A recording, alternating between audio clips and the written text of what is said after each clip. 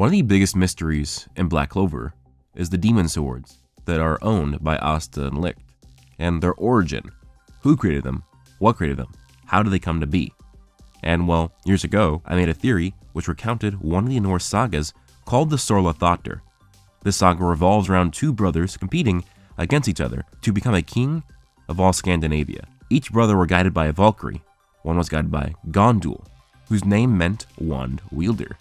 The other was guided by Hildur, a Valkyrie who could use her magic to prevent the deaths of her allies. I used this to theorize that Mimosa would gain a level of healing magic that could prevent people from dying or even reverse deaths. Despite the many parallels between Black Clover and this Norse saga, and all the Norse reference sprinkled throughout the Black Clover series proper, many people have maligned me for making these theories, and that Tabata has certainly never read the saga of Sorlathatr.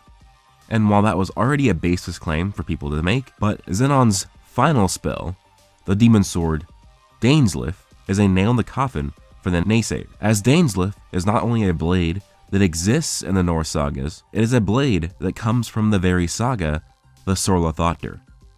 And because of this spell name, we can actually get to one step closer to discovering the true creator of the demon swords, which could be the Dwarven-Elven hybrid named Dain. Thank you guys so much for coming back to the channel. I want to give a huge shout out to Arto Deburu's merch store. Has some great merch on there. Link to that down below. I got a mug and a couple sweaters and I love them. So please check out the merch store because him and I are making a web comic, a webtoon called 9 Fates. So the more merch you get, the faster that comic will come out. That being said, if you guys enjoyed the video, leave a like, comment, subscribe, and let's get into it. Dainslief, the spell made by Devil Zenon, who combined bone magic and spatial magic to create this blade that cuts space. Dainslief in Norse mythology is a powerful blade owned by King Hogni. It is a powerful, magical blade that will kill someone every time it is drawn. It never misses its target, and if one is scratched by it, those wounds will not heal. So we can see the connections made between the Norse Dainslief and the Black Clover Dainslief. Because it is a spatial sword, it would kill most people it ever sliced.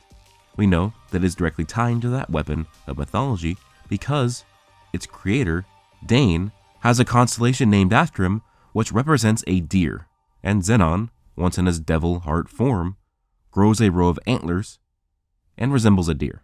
It's not just Tabata is taking the name of a sword that he's randomly looked up. He would have to know that Dain, his constellation, is a deer, and he makes Zenon use Dain's blade, also give him deer antlers. He has to know this to do that. There's no way that's just a coincidence. Dainslief actually translates to Dain's legacy, as is a weapon crafted by Dain, and his name, Dain, means death or dead in Old Norse, which means the sword is actually called Dead Legacy, which is I think a really cool name. And I believe that it is also possible that this Dain figure in Black Clover is the one who also crafted Asta and Licht's demon swords, as if you just go by the naming convention of the swords.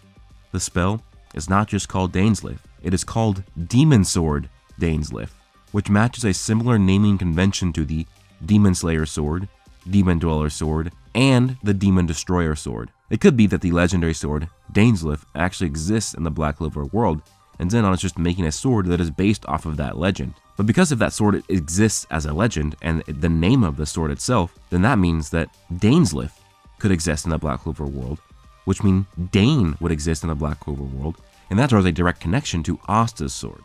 And the identity of Dain in the Norse myths and how an existence of his character type would work in the Black Clover world really meshes together perfectly, as there is conflicting interpretations in the myths. In some myths, Dain is a dwarven king. In other myths, Dain is an elven king. And if Tabata were to actually introduce a character of such notoriety in the series, I would predict that the way he would implement it would be by making Dain an elven-dwarven hybrid.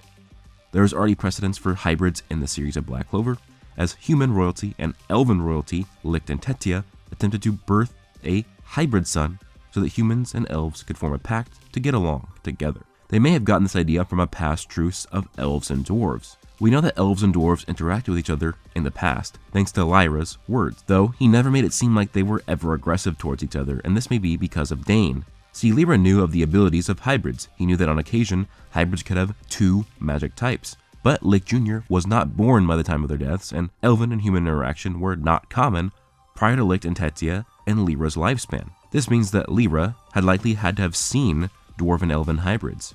What if it is Dain, or his ancestors or descendants, and Lyra witnessing them is what gave them the knowledge of the abilities of hybrids? It's very possible that upon first interaction, dwarves and elves were hostile to each other, and they did a similar act as Licht and Tetia, and dwarven and elven royalty birthed a hybrid child in order to symbolize peace between their peoples. Remember that dwarves and elves are both humanoid races, and if they are humanoid, they could be very tribal and could look at outsiders threateningly, because it's just a natural form of safety, so they might need this pact. So while they may have been cordial to each other by Lyra's lifetime, they may have not been prior to that. This would parallel Licht and Tetia, and it could show in how the demon swords came to be Licht's.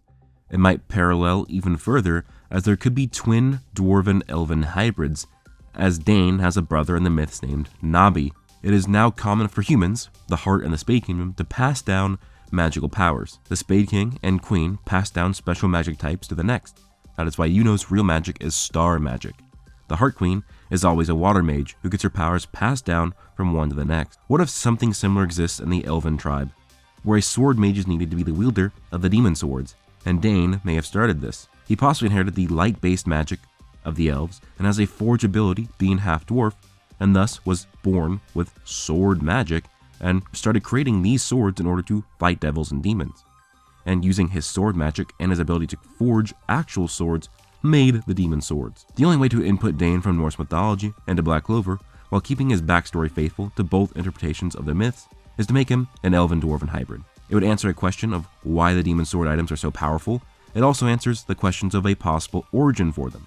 Since dwarves in both myth and fantasy are often correlated to forging powerful weapons, armors, and items, Dain creating all the demon swords and gifting them to the elves makes perfect sense, as he would have the ability to create them being half-dwarf and has the ties to the elves to gift them to them as he is half-elven. So I'm really hoping to either see Dain or learn more about him in Black Clover. Maybe he's a part of the original force that defeated the original Devil Army in the first advent of the Cliff-Off War. The original Cliff-Off War is something that I'm always thinking about. How did the mortals win? Think about it. An army of low-rank and mid-rank devils. Low-rank devils were easily besting spade soldiers of current time. Lilith and Nama would be there as well, and possibly an army of high-ranked devils like Zagrid. Even if only one gate opened, how are they stopping it? If there is two or more, how are they stopping that even further? Remember, humans back then were much lesser with magic than they are now, and we already know the power of the elves. Unless if the dwarves are way stronger than the elves, it really is hard to believe that they prevented the cliff off without more help. This is where Dain comes in, being a hybrid, which is more powerful than the sum of a elven and a dwarven, and they also has the ability to make demon swords that drastically amplify the powers of elves, dwarves, and even humans. Maybe the Dwarf King, Elf King, and Human King all had a demon sword which they used to kill devils, or there were actual armies of people wielding the demon swords. Or better yet, dwarves created entire armor sets that drastically amplified the wearer, and the humans and elves used them in battle. So my theory is that Xenon's spell implies a possible existence of Dain inside Black Clover, and if Dain, who creates demon swords, possibly exists, it makes it very possible for him to be the creator of Asta's demon swords. One more thing that we get added into this is that mentioning that the sword could actually be foreshadowing for the possible portrayal of the fourth Zagretes. Julius was actually planning to have betrayed Xenon the entire time, because in the Sorlathottir saga, one of the brothers gifts Dainslief to the other, then uses it to make him believe he would not betray him, just to double-cross him later anyways, which would be similar to the fourth Zagretes allowing for Xenon to create this sword by helping him become a devil host for the space devil, Beelzebub. With space and bone, he can create Dainslief, which might mean that the fourth Zagretes was planning to betray Xenon.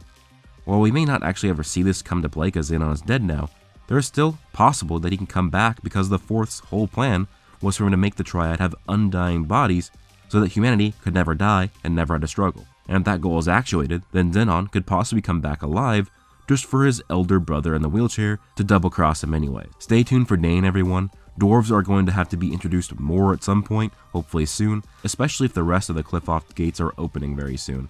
As I think that the dwarves and getting more items and weapons and armor, as well as Charmy possibly learning her own true dwarven power by visiting the dwarves, will play a huge role in the final arc of the series, whatever that may be.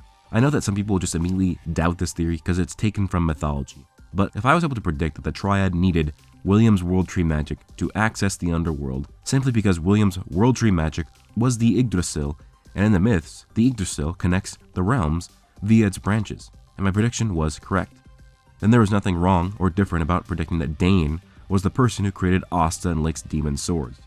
I used mythology to predict that Mimosa would gain the ability to prevent or even reverse people's deaths with healing magic. I was able to use mythology to predict that the spell Twilight Valhalla would prevent people's deaths, all because I knew Norse mythology and what Valhalla was and what it meant in Norse mythology. What I'm trying to say is that Tabata takes heavy inspirations from mythology. I have some huge videos coming out, so please stay tuned for those. I have lowered my upload schedule for now to just one per week, though it will probably increase later. But let me know your thoughts down below. Leave a like, comment, subscribe. You can join my Twitter. Follow me on Twitter, link down below. And also, don't forget to check out Arto de Barro's merch store, link below. Hope you guys all have an amazing day. Plus...